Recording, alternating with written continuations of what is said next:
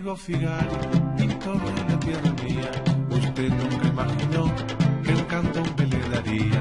De tanto mirar sus cuadros aquí en tierras vecinas, me di cuenta que pintó música como la mía. Querido amigo Figari, pintor de la tierra mía, querido amigo Figari, pintor de la tierra mía. Don Figari, compañero de la vida, luchador de la hermosura por toda la tierra mía. Don Figari, compañero de la vida, hay que ver con qué dulzura pinta usted la raza mía. Rompe la loca, rompe, parche madera, madera.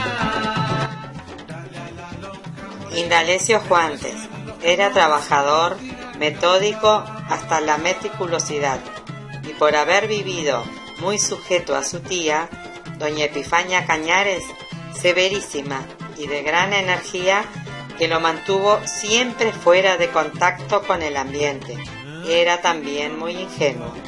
Al fallecimiento de su tía, quedó Indalecio dueño de su estancia, donde no había una tachuela que no se hallase en su sitio. Ahí pudo darse el lujo de una tropilla pareja de gateados, que era su ambición, de un apero rico y de una buena percha. Todo lo que había acariciado durante muchos años como un colmo de ventura.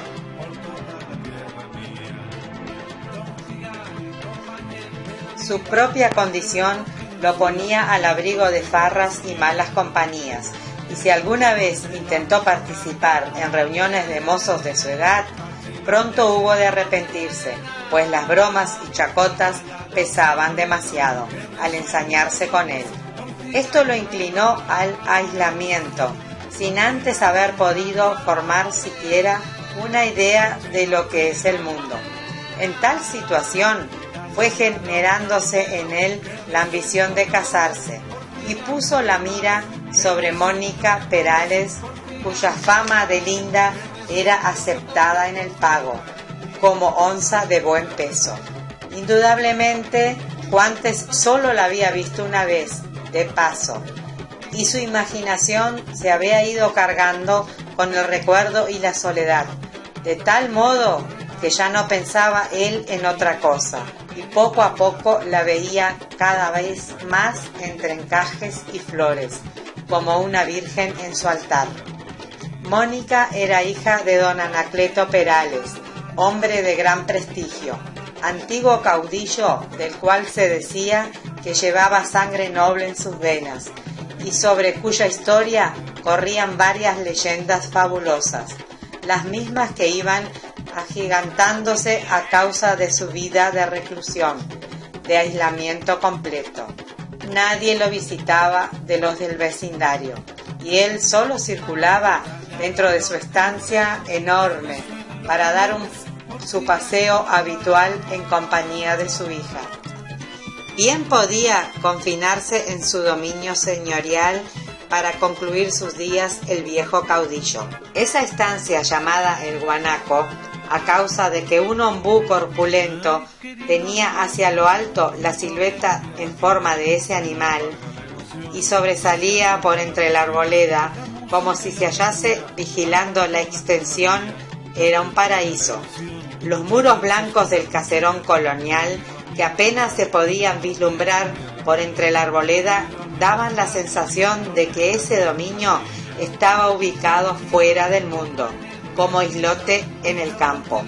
Los ceibos, en cantidad, al dar su flor criolla, parecían un tul verde indiano, claro, con motas rojas, y la quinta, enorme, semejaba otro tul, moteado también, multicolor.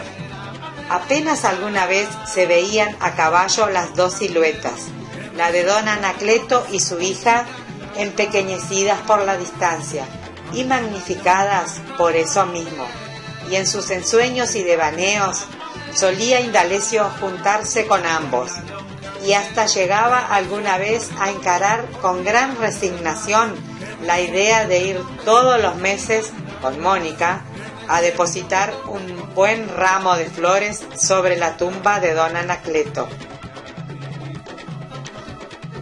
Nada tenía que ver el personal de cuidado y administración de la estancia con el centro de la familia, el que estaba con su servicio aparte, principalmente confiado a viejos negros y negras esclavas, antiguos identificados a sus amos por un cariño entrañable. Era pues impenetrable e impenetrado el núcleo de esa familia, donde vivían en recíproca adoración padre e hija, de tal modo, aparte del contacto del vecindario, que don Casimiro Palleja, al referirse a dicha estancia, decía: «Es mirarme y no me toques». Ya el rancho de Nazario Astorga, puestero encargado de proveer de leche, manteca y queso a la estancia, que era de un aseo impecable, había conquistado en el pago cierta consideración de señorío por reflejos. Ahí vivía Nazario con su esposa, Fermina, criolla lista, dada a bromas y muy sociable, la cual prevalía del ascendiente que le presentaba su cargo y el prestigio de la estancia. Se daba el pisto consiguiente a su posición. Era este el sector más apropiado y aún el único que podía ofrecerse a Indalecio Juantes para iniciar el ataque, y atacó. Comenzó Indalecio a frecuentar el rancho de Fermina y a llevarle obsequios, los que ella recibía siempre gustosa, mas no sin hacer protestas, como si el solo hecho de la visita de tan importante amigo fuese un gran placer y hasta un honor para su casa. No tardó Fermina en recibir las confidencias de su visitante y en decirle muy desenvuelta: «¿Qué más quiere la patroncita? Cuente conmigo, Indalecio. Esto se hará». La primera medida que tomó Fermina fue la de hacer creer a Indalecio que nadie sabía ni debía saber nada de lo que ocurría entre ellos, ni su propio marido Nazario, lo que permitía a éste contribuir al plan de su mujer, que no era otro que el de explotar la ingenuidad del inexperimentado paisano para entretenerse, según es frecuente hacerlo en campaña. Fue así encendiéndose Indalecio con la aventura y dio por realizado su sueño. En cada una de sus visitas semanales pensaba encontrarse Indalecio con Mónica, envuelta en gasas para que no se la reconociese, y él ya se había preparado para decirle frases irresistibles de amor, fuera de algunos versos reveladores de pasión montaraz, tanto más concentrada cuanto que había tenido previamente que mantenerse oculta y tiesa y a la intemperie. Fermina le hacía recitar a menudo y juntaba chistes de todo linaje y calibre para la semana. Ella lo incendiaba día en día con las excusas que daba Mónica para faltar a la cita. Así, obstinadamente, siempre por razones involuntarias, que don Anacleto la tenía muy vigilada, como si sospechase algo, que Mónica le confesó que no había podido dormir pensando en él, que no se fatigase en la espera, pues habría de llegar, que ella estaba enamorada de tal modo que ya no podía más. Las respuestas de Indalecio, que debía transmitirle Fermina a la patroncita, eran siempre consoladoras, bien que no dejase él de hacerle saber que se estaba consumiendo en llamas de amor como las alas de la mariposa en un candil, según su frase, y realmente iba adquiriendo Indalecio cada vez más el aire de santo mártir, sin sospecharlo. Cuando lo vio tan cebado a su confidente, práctica según era Fermina, pensó en aprovechar de este candidato para su ahijada Jesusa Cifuentes, que en el pueblo donde tenía su conchavo había tenido varias faltas por linda y tenía a su pobre comadre en perpetuas congojas. Habló con la comadre, habló con la ahijada, la cual tenía más correas y mañas que una cueva de zorros, y quedaron en arbitrar el mejor medio de hacer virar a Indalecio para ese rumbo. Convinieron en que la primera entrevista debía celebrarse en el monte y de noche, para ver qué giro tomaban las cosas. Mientras se preparaba a Jesusa y se le daban instrucciones del caso, ella exclamaba: ¿y no será demasiado sonso? Por su parte, Indalecio estaba en las glorias al saber que al fin iba a encontrarse con Mónica y que le podía decir todo lo que había juntado durante la espera.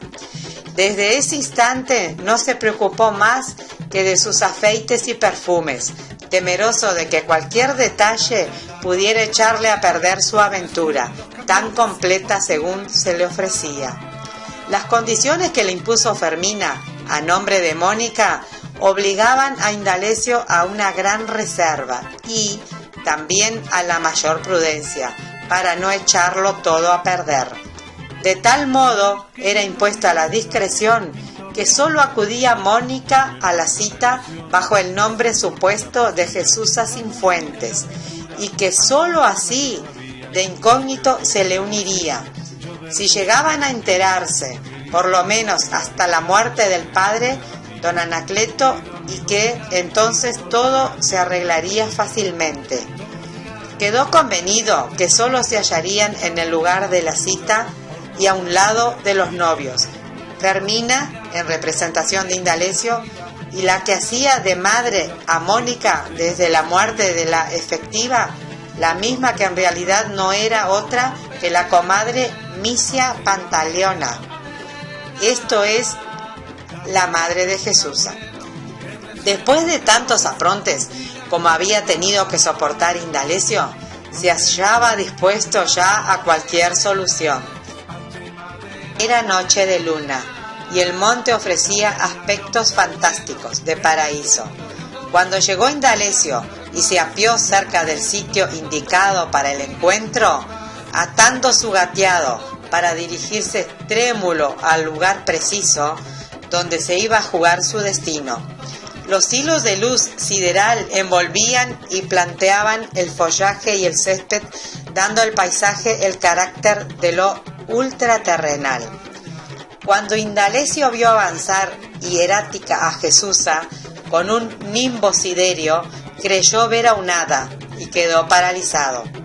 Jesusa se le acercó sin decir una palabra y, al ver que estaba tan asonsado su Indalecio, lo tomó de la mano y le dio un beso, luego otro. Al sentir el novio el aliento de Mónica ahí sobre sus labios, participando del perfume del agua florida que él mismo expedía, sintió mover su sangre y la abrazó. Quedaron un instante abrazados ambos y dispuestos a estrecharse más y más cuando aparecieron Fermina y la comadre, las cuales los separaron según se hace con los terneros a la hora de la ordeñada. No se requirió más para convenir el casamiento dentro del plazo más breve, y no hay para qué decir que fue más feliz Indalecio que Jesusa, puesto que tal cosa debe de presumirse.